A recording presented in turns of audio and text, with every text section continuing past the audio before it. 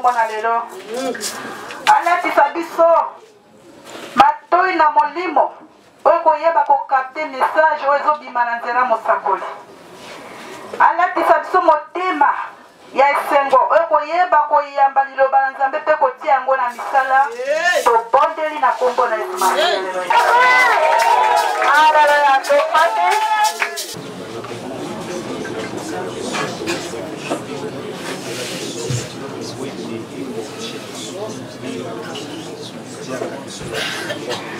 Démonstration. Dans votre télé, ma bonne connaisse, ça va dans le bateau. Démonstration à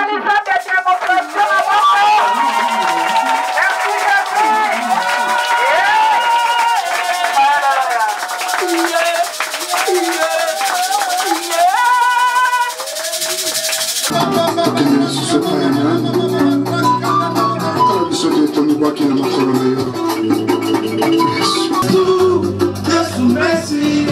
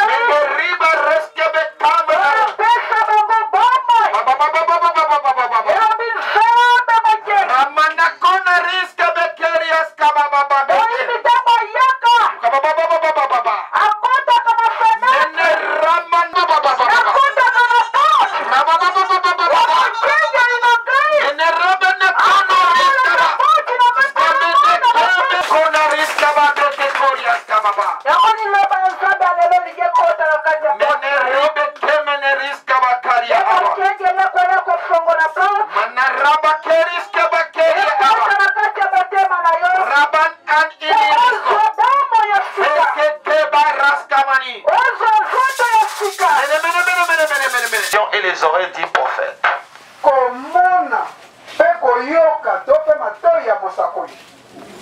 Pourquoi la Bible dit confiez-vous à l'Éternel, vous serez fermé à ses prophètes, vous réussirez.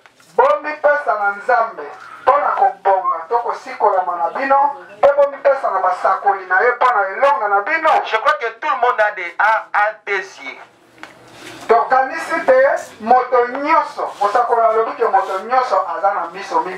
Tout le monde a des oreilles. Ou pour réussir dans la vie, il faut passer en deux lignes. C'est pourquoi l'Éternel a mis des yeux, des oreilles.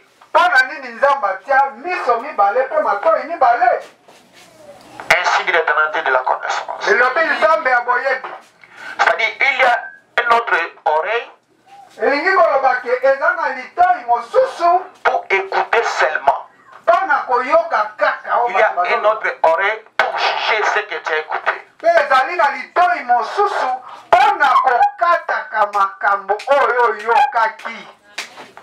D'accepter ou de ne pas accepter. Et pourquoi l'Éternel a donné à chacun de vous des noms des yeux?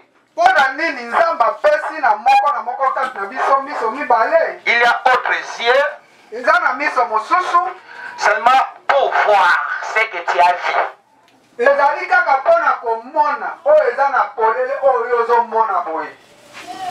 Il y a d'autres,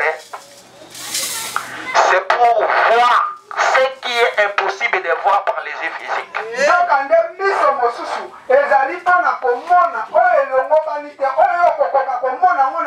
les choses qui vont te ramener dans la réussite. Une personne qui n'est pas aveugle, une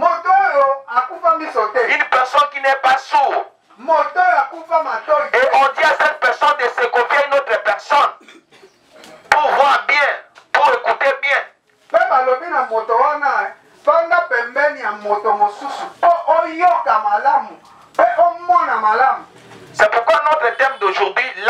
visions et les oreilles des prophètes.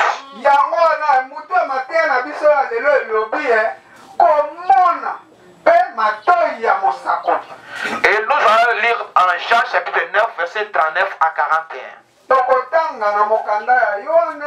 Chapitre 9, 39 à 41. 39 à 41. Je lis par le nom puissant de Jésus-Christ de Nazareth. 9, 39 à 41.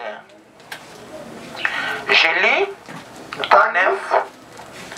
Il lui répondit, non.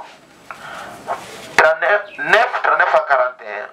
9, chapitre 9, verset 39 à 41. Ok.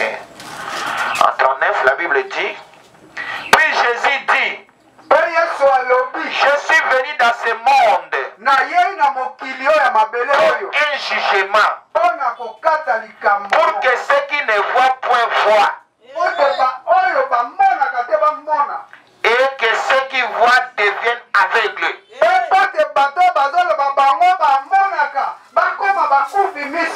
C'est-à-dire, quels sont les gens qui ne voient pas? Et quels sont les gens qui voient? Les gens qui voient, ce sont les gens qui sont très intelligents, qui comprennent la Bible par leur intelligence.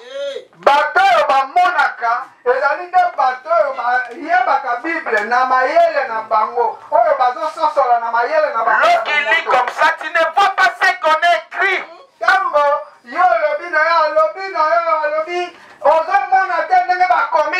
C'est pourquoi Jésus avait abandonné tous ces intellectuels-là au moment qu'il était venu. Ainsi l'Éternel dit de la connaissance. Je suis venu dans ce monde pour un jugement. Un jugement, c'est-à-dire, tu as écouté?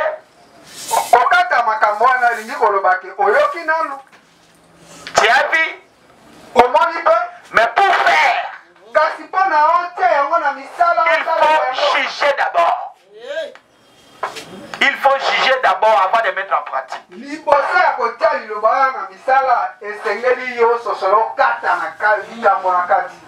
Tu as écouté? Tu as vu? Mais pour mettre en pratique, il faut juger.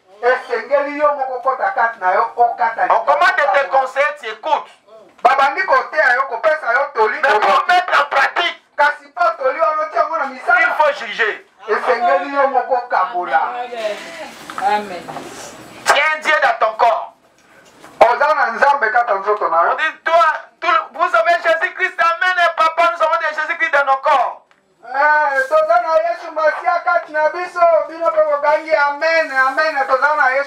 Mais ça reste maintenant lorsque tu dors. Et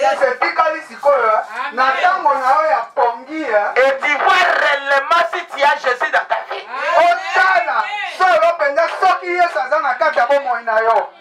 Amen. Tu as Jésus dans ta vie? Oui, amen, j'ai Jésus dans ma vie.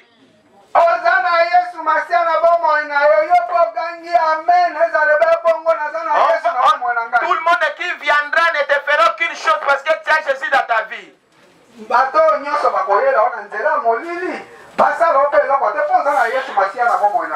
ça reste maintenant de juger. Pourquoi on me dit que j'ai Jésus?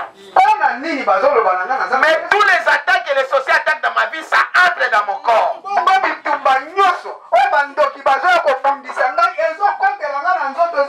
Mais c'est réellement Jésus dans ma vie. C'est ça les choses que Jésus avait amenées ici, c'est le jugement.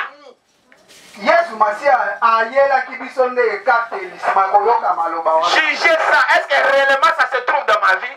Même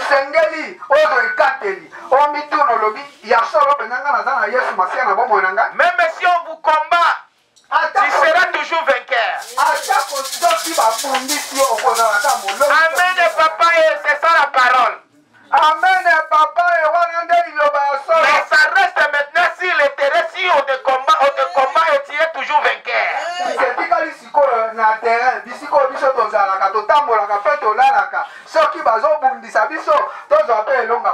Tu es mort avec Christ et tu es ressuscité avec Christ. Tu es ressuscité avec Christ. Ok, tu vas dire Amen. Mais, est-ce que réellement tu es ressuscité?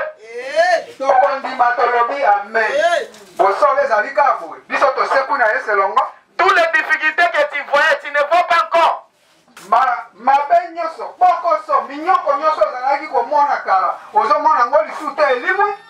Ne restez seulement pas d'écouter, mais il faut de juger.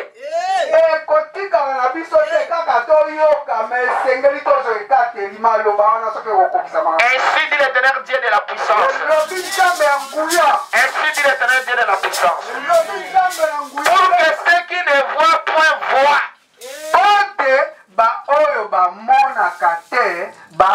Ce ne sont pas les gens que le prophète a pris pour eux commencent à voir. Ça c'est une autre chose. Mais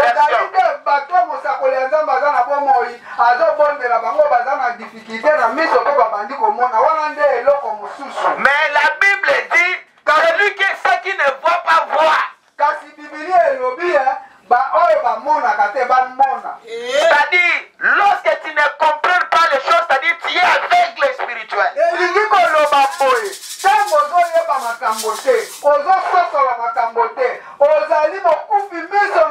La personne n'est pas aveugle, ne voit pas seulement une chose. Mais si tu es aveugle, tu vas perdre beaucoup de choses que tu ne vois pas.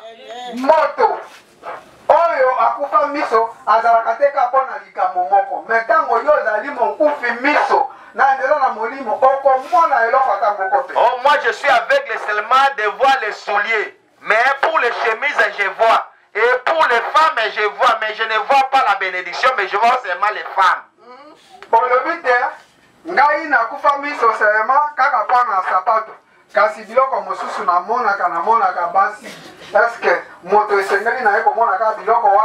Si tes yeux ne voient pas, ne peut pas voir aussi les femmes. Ne peut pas voir aussi le mari. Comment est-ce qu'une personne qui ne voit pas, mais il voit les maris et les femmes?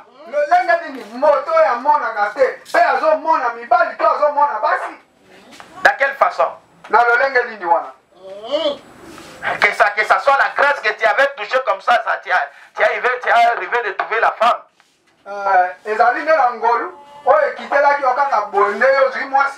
Si tu ne vois pas, tu ne peux pas voir aussi toutes choses.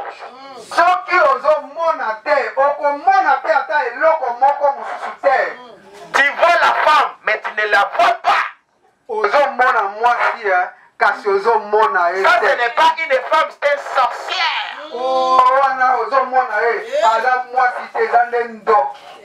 Ça, ce n'est pas une femme, c'est un animal. Comme tu n'as pas les yeux, tu ne vois pas ça.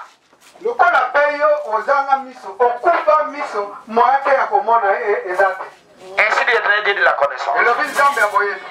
Tu vois la femme, mais tu ne vois pas la famine.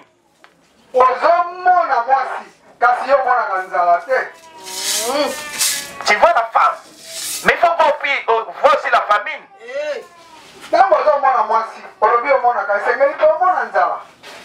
Comment est-ce qu'une personne peut voir la famine?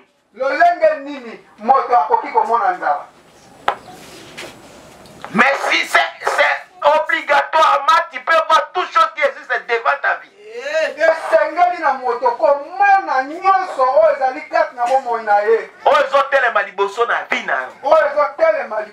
Tout ce qui bouge devant tes yeux, tu es obligé de voir ça. Si tu ne vois pas d'autres, tu fais entrer d'autres combats dans ta vie. Ainsi l'éternel Dieu de la prophétie. Si la famille t'attaque, il faut voir ça pour réussir.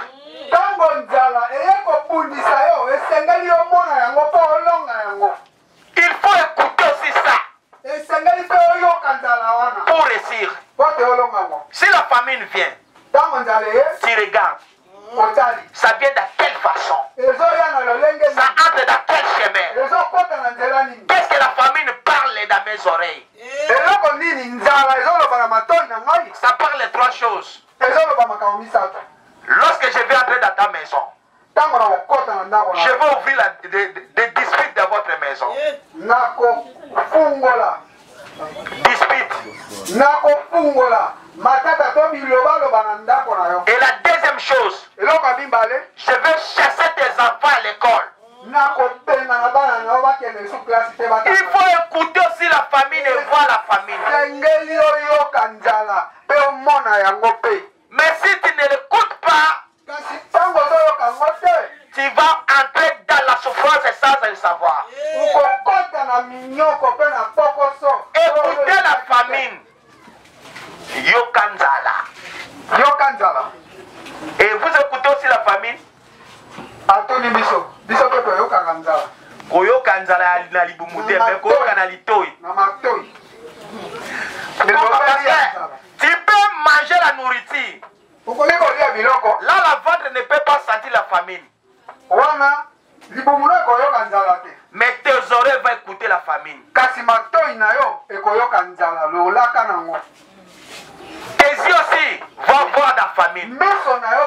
Je ne dis pas de sentir la famine dans les ventres, mais dans les oreilles et dans les yeux.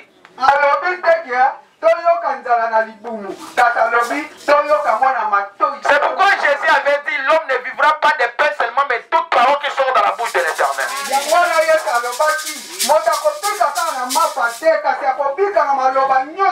Parce que si tu écoutes la famine dans les ventres, tu seras homme inutile.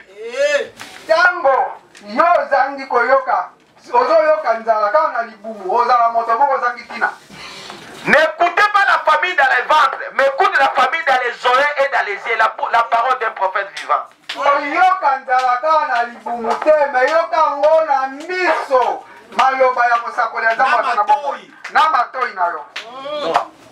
Écoute votre faim dans les oreilles et dans les yeux. Vois ça dans les yeux.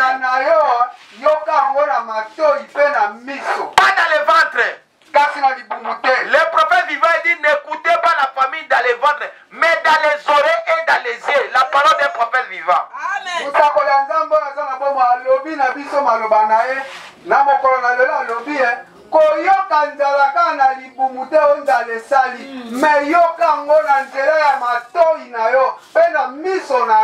Ainsi dit l'Éternel Dieu de la prophétie. Est-ce que vous me comprenez? Parce que si tu écoutes la famille dans les ventres, tu peux faire toute ta vie aucune chose. Parce que lorsque tu es rassasié, tu abandonnes toute chose.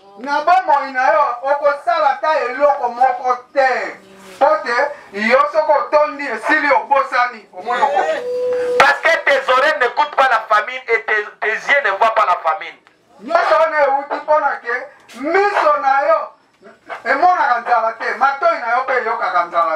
Mais écoute la famine dans les oreilles. Un vrai père de la famille écoute la famine dans les oreilles.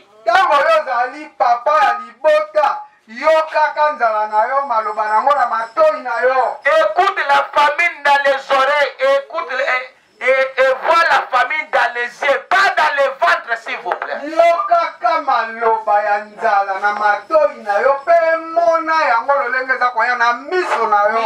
dit l'Éternel Dieu de la prophétie. Comment est-ce qu'une personne peut écouter la famine dans les oreilles en tant que les oreilles ne mangent pas la nourriture?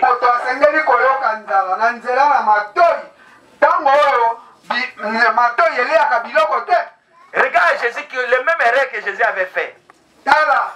L'homme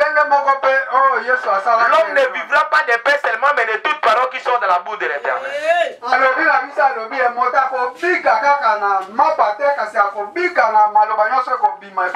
Est-ce que si on parle, les oreilles commencent à manger, tu seras rassasié?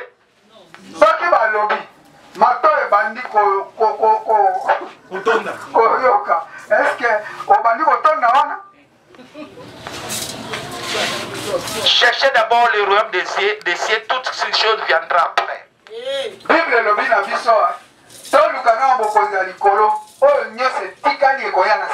Le royaume des cieux a été mais le royaume des cieux, cherchez ce qui est important d'abord dans ta vie et toute chose va te suivre. Si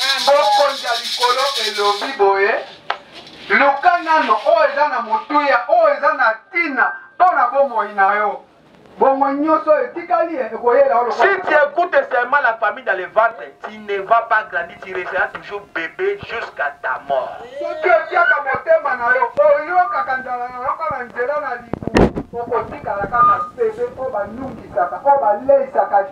vas commencer à réfléchir comme un bébé parce que tu veux, si tu manges, c'est tout pour toi. Mais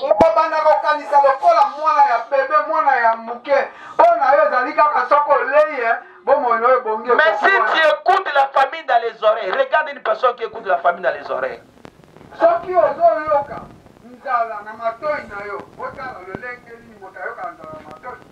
Même si les gens viennent chez moi, même s'il a beaucoup d'argent, je regarde. Si je fais la volonté de Dieu, si je fais la volonté de cette personne, ça j'écoute la famille dans le ventre. C'est le ventre qui va bénéficier. Mais si je fais la volonté de l'esprit de vérité, c'est ma vie qui sera assurée. Acclamez pour le Dieu des révélations. Mais si tu vois l'argent d'aujourd'hui, tu vois seulement ça, ça te fera aucune chose, mais ta vie n'est pas assurée.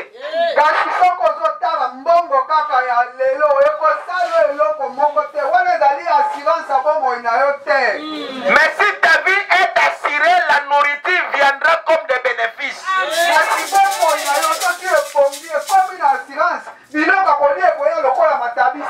Acclamez pour le Dieu de révélation. Ne regardez pas seulement leur famille dans les ventres. Tu seras escroc, tu seras ventilé, tu feras bandit, tu vas tuer les gens pour le ventre.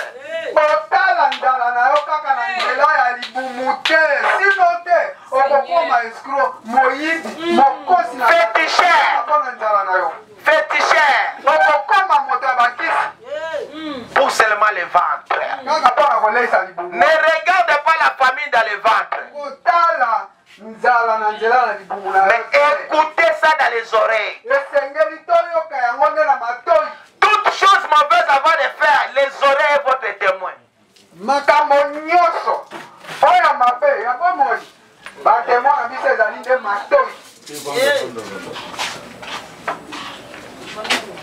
Maître.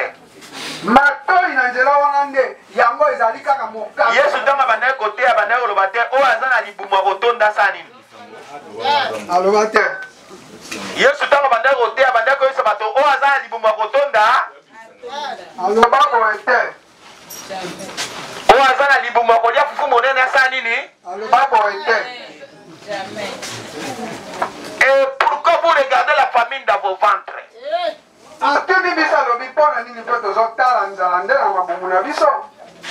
O azana na libumwa kotonda liloba sani ni. Libumwa kotonda ato. Tu vois? Lorsque tu écoutes la famille dans tes ventres, tu seras moins sérieux dans la vie. La vie d'une personne est purifiée, est augmentée, est entrée dans de grandes dimensions à cause de ses yeux et des oreilles.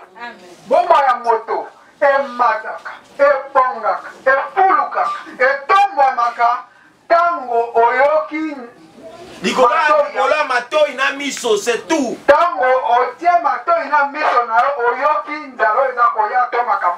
on commande de faire entrer de mauvaises choses dans tes oreilles et tu ne comprends pas, c'est ça qui détruit ta vie.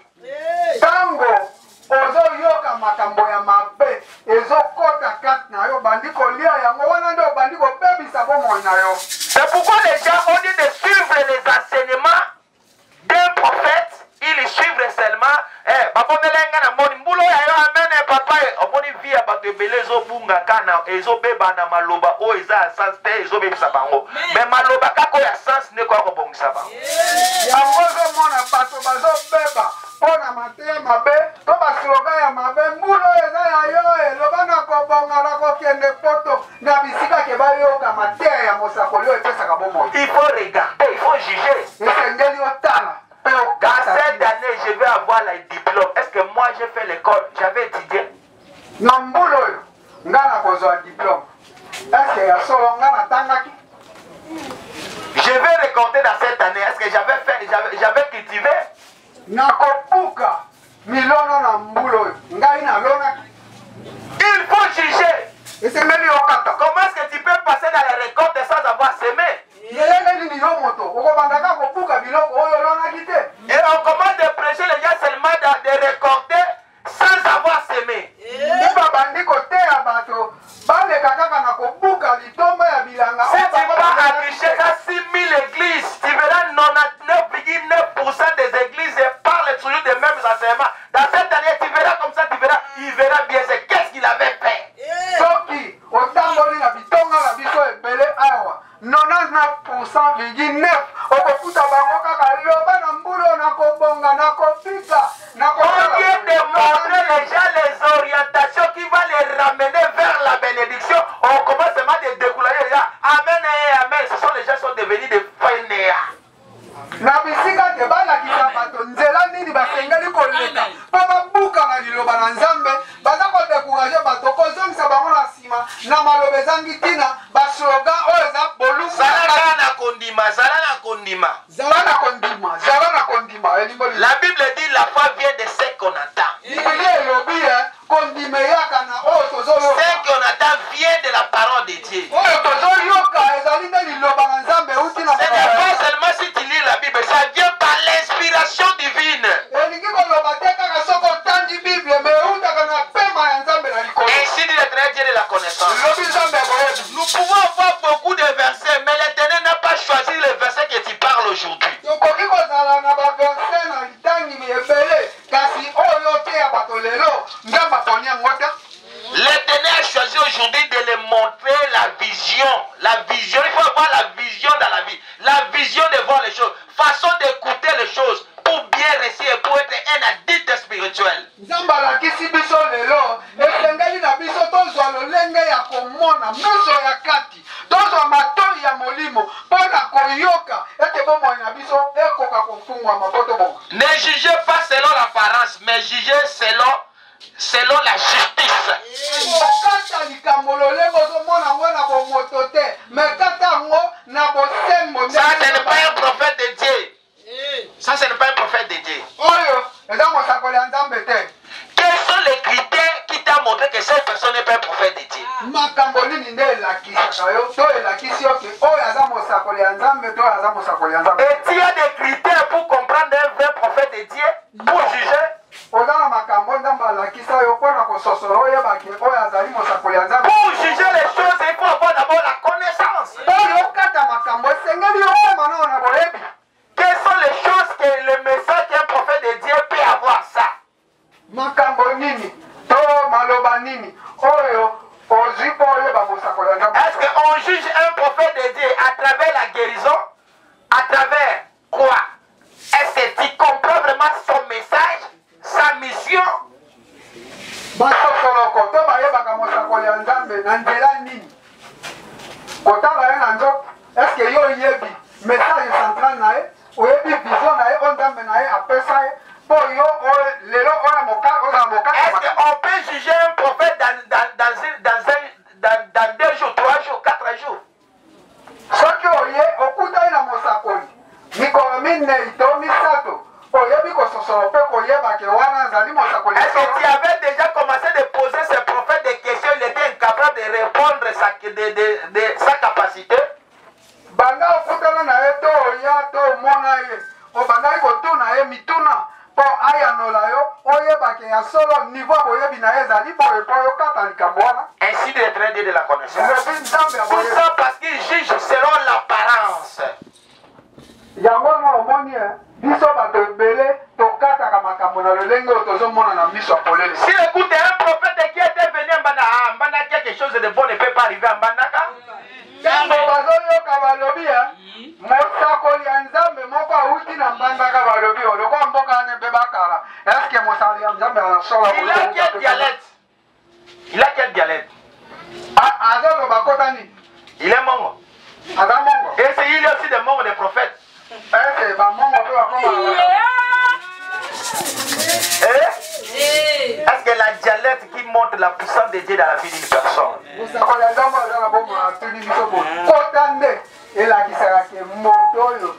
C'est pourquoi comme ils se sont complexés,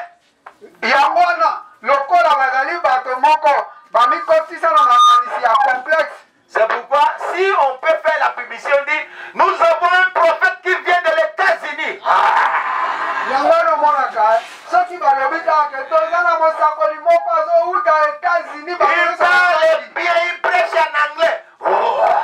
Alobaka malamu ateyaka na anglais. Oyoki bato. Il a une grande église en France. Aza na etonga ya monene na kati ya France bagangi wa. Et Jésus avait une grande église où? Yesu Masia. Azalaki na etonga ya monene wapi? Jésus-Christ était venu où? Yesu Masia ayaki wapi ya? D'où vient ce comportement? Des gens les serviteurs de Dieu parce qu'il a une grande église. S'il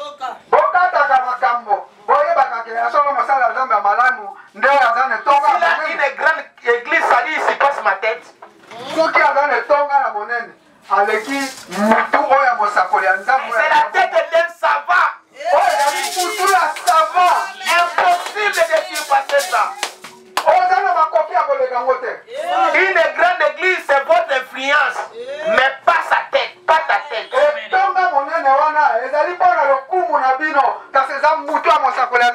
Ainsi est très bien de la prophétie. Il y avait des gens qui étaient des grands pasteurs, des grands serviteurs de Dieu au moment de Jésus, mais leur capacité ne s'y passait pas la tête de Jésus-Christ.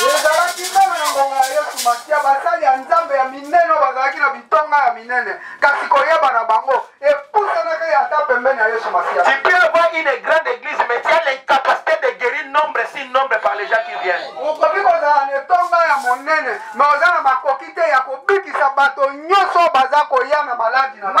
si nombre.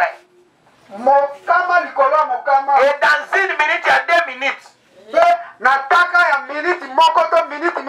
problème de l'Éternel ne regarde pas par les yeux physiques, mais regardez par la vision. Regarde par les yeux qui sont là, qui fait rester les gens.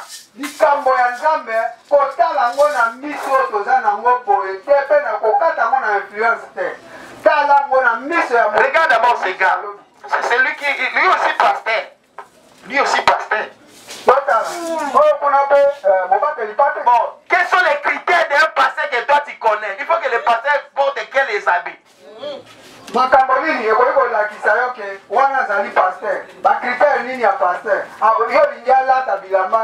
porte aussi des culottes, hein? Est-ce que les culottes ça concerne l'esprit?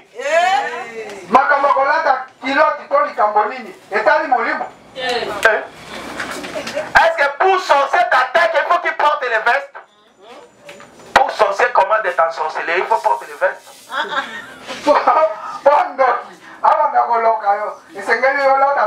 Il faut donc ta veste. Il faut pour que les sorciers t'attaquent, il faut enlever tous les habits, reste maintenant, il commence à t'attaquer. Pourquoi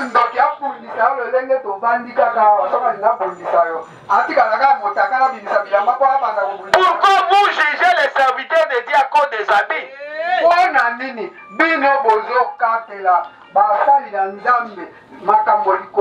Mais jugez aussi les sorciers pour les habits.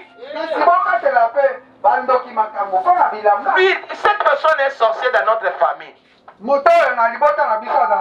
Parce que chaque fois qu'il vient chez nous, il enlève tous les habits, il reste nus.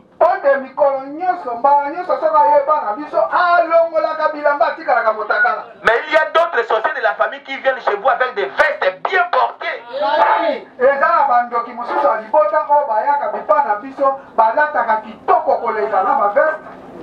Mais lorsqu'il porte les vestes, il est devenu pasteur. La sorcière est partie. bongo ntango ye alati babeste wana akomi mobateli pate akomi paster. D'autres jugent les serviteurs de Dieu à cause de leur langage. Bamisusu bakataka makambo bayeba basali ya nzambe to te na likolo na maloba na bango. Si pasteur veut parler, pasteur d'exchange. Si son pas commence d'être craché comme ça, c'est vrai pasteur. Soki mobateli pate alingi aloba azongi na mongongo wana ya trombone na se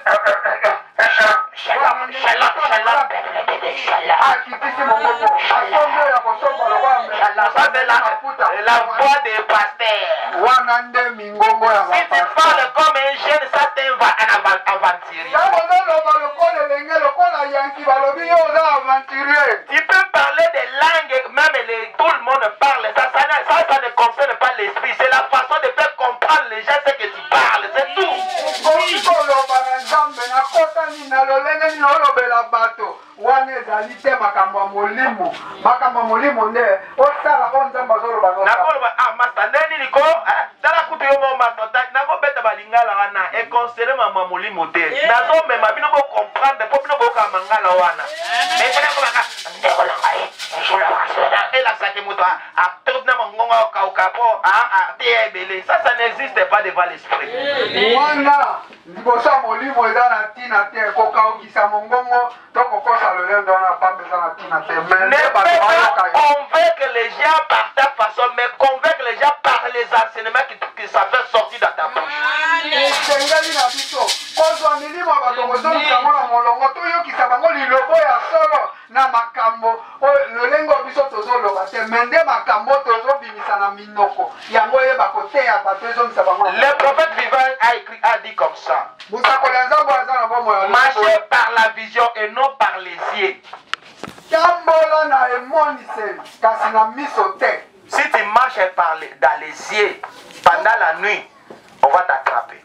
ntango ozotambola kaka na miso eza ya polele boye na butu bakokanga yo. Tu seras limité. okozala ya kosukisa. Mais si tu marches par la vision, kasi ntango ozotambola na emoniseli okozala na suka te miso nakobanda komona mosika. Mais si tu marches dans les yeux, ntango ozotambola na miso lorsque la nuit viendra, tu ne verras pas d'autre chose. Tu ne verras pas d'autre chose. okomona eloko mosusu te. Moi, je ne marche pas par les yeux, mais par la vision. mosakoli ya nzambe oyo aza na bomoi atambolaka na miso te kasi na emoniseli. Il peut son père entrer chez moi. moto akoki kokota epai ya Il n'a pas parlé quelque chose. alobi ata eloko moko te. Je les regarde. mosakoli ya nzambe aza na bomoi abando tala. J'entre par sa pensée. J'entre dans sa pensée. mosakoli ya nzambe aza na bomoi akoti kati ya makanisi na Tu ye. vois, cette personne, c'est un aventurier. moto oyo aza aventurier. Et je commence à t'attaquer maintenant des choses que tu ne vas pas accepter. Tu sors, tu pars. okobala kobanda kotuna yo mituna kaka na makambo oyo kolinga kondima ngo te mpe abimisi ozongi. Parce que je te vois. po te azomona yo na miso. Comment est-ce qu'une personne peut venir à l'hôpital n'a pas quelque chose dans son corps?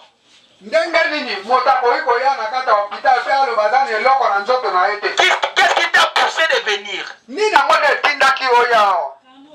Ainsi l'Éternel la connaissance. elobi nzambe ya boyebi.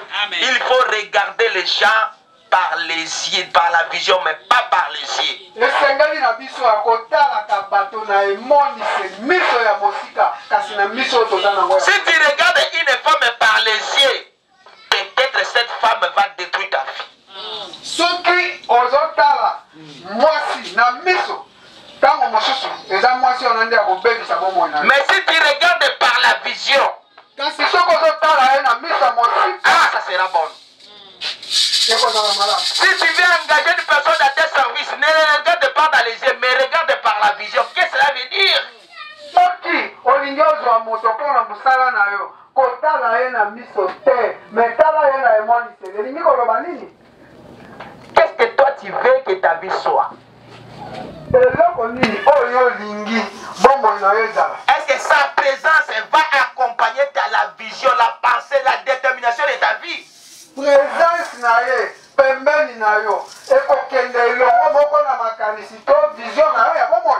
C'est ça, l'Éternel ne regarde pas les gens par les yeux, mais par la vision. yango wana nzambe atalaka bato na miso ya polele te me atalaka na emoniseli oyo ya mosika. Qu'est-ce que sa présence va ramené dans ma vie. Présence moto wana pembeni na ngai na bomoi na ngai ekomemela ngai eloko nini. Ainsi dit l'Éternel. La présence de ces pasteurs, qu'est-ce qu'il va amener dans ma vie? Présence ya pasteur oyo mobateli pato na bomoi na ngai ekomemela ngai nini. Il va me ramener où? Dans la distraction. Où va il me ramener? Wapi na distraction na za moto moka boy. Parce que j'ai plusieurs maladies dans ma vie. J'ai la maladie de choisir une femme. Cette maladie ne sort pas dans ma vie. J'ai la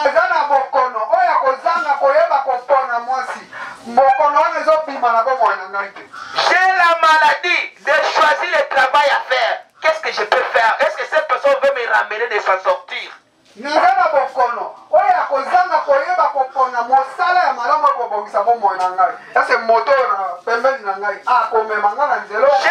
maladie de gérer ma vie.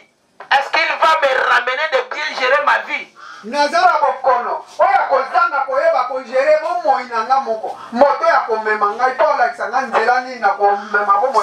regardes toutes ces choses, tu verras cette personne est nécessaire dans ma vie. C'est ça, c'est que tu as vu par la vision, mais pas dans sa façon. Wana ezali lolenge oyo sengeli komona na vision oyebi ke moto ya solo pembeni na ngai akomema nga na elonga pe na kotombwama. Parce que les choses que je manque dans ma vie pour réussir dans mes missions, ça se trouve dans la vie de cette personne. Ote biloko nga nazozanga na bomoi na ngai mpo na bonga eza na bomoi ya moto na nzoto ya moto. J'ai la maladie de faire l'échec par les sorciers de la famille. Naza na bokono oyo ya kokwea kangonga nyonso liboso bandoki ya libota na. Avec cette personne, na nzela ya moto oyo il va me ramener de récits ces sorciers. akomema ngai tina mpona kolonga bandoki oyo. J'ai la maladie naza na bokono de faire des régressions dans tout ce que moi je fais. ya kokitaka ngonga nyonso na makambo nyonso to misala nyonso nga nazosala na bomoi na. Et c'est cette personne moto oyo veut me ramener des récits de tous ces combats-là. akomema ngai mpo nalonga bitumba oyo nyonso. Mais si prie pour toi, c'est pour le temps. Mais ramener une personne de récit et prier pour une personne, c'est deux choses différentes. soki abondeli mpo na yo eza kaka mpo na bangongo kasi komema moto na nzela oyo akweyaki akoma molongo ezali eloko mosusu. C'est un enseignement. ezali mateya mobimba. Commencer de ramener une personne pour réussir de ça, il faut passer comme ça. Pour faire ça, il faut passer comme ça. Mais prier une personne lui-même ne peut pas connaître la façon de réussir lorsqu'il viendra pour toutes choses. kobondela moto kosambela mpo na moto moto akososolo te akoyeba te lolenge nini akobima na nzela mabe mpo akoma malamu. kasi kolakisa moto malembe lolenge ya kotambola nde ekomema ye na elonga na makambo nyonso. Là, il sera vainqueur toute sa vie. wana okomona moto wana oyo balakisi oyo bakambi ye na moto ya monaka na mosika akokoma molongi bomoi na ye mobima. Exemple ici, ndenge nasalaka délivrance ya ndoki. Omemendaka bana mwana ndoki na bondele ini minute ndoki esili. Yo monika ndoki esili. Mais eloko nini oyo koyeba ke so mwana musu abotami to bana musu po ndoki ekota te. Est-ce que na pesi cours nango? Après au kimino kei. Est-ce que d'autres choses lorsqu'il viendra, ça va entrer encore? Oui. wana makambo mosusu soki ekoya lisusu na nsima lokola yo okimaki okeye kokota lisusu.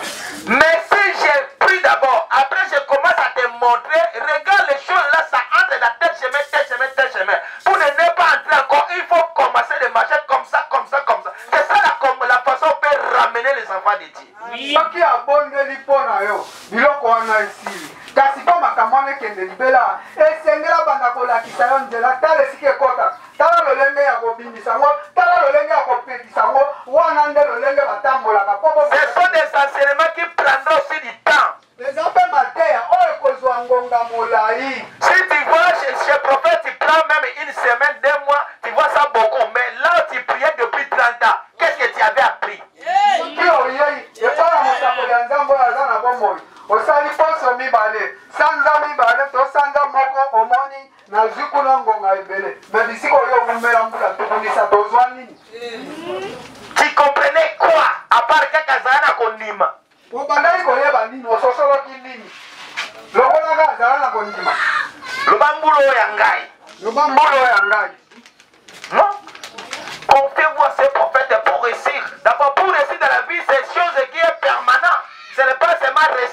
un jour, après quelques jours, tu rentres dans la souffrance. Pona olonga na bomoi ezali likambo moko ekozala na bomoi na biso tikufa na biso ezali te olonga ngonga moko na nsima okota lisu na bokoso omipesa na basakoli mpona elonga na bino soki lelo ozotela na mbongo na ye na mbongo napesi yo yo pomoni mbongo okimi okei mbongo siko ndenge ozwi mbongo wana ekosila te ekosila lopango esila te bon soki na bapesi yo mbongo apres balakisi yo omoni mbongo ya liboso ekimaki yo mpona boye sikoyo soki olingi ekimo te esengeli oleka boye otambola boye okenda boye okomona tili wana obosani likambo wana tolandi so likambo mosusu likambo moko ozongela yango mbula na mbula. Acclamez pour les dieux de révélation.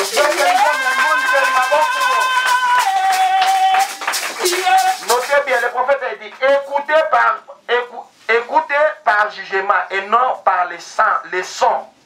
Toyoka malamu. Alobi na biso toyoka lolaka te, mais toyoka nde na ekateli. Exemple, une personne qui commence à t'insulter. Ndakisa, moto moko bandi kofinga yo. L'arrivée de Anna, c'est Mbanda ya Anna, c'était Penina. Penina. Lorsqu'elle citait Anna, si Anna écoutait par les sons, elle ne pouvait pas avoir de solution. Mais Anna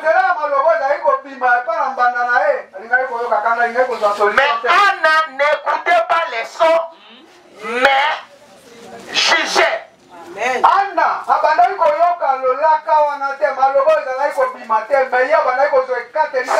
à te moquer, tu pries, mais tu n'as pas quelque chose. N'écoutez pas par les oreilles, mais jugez.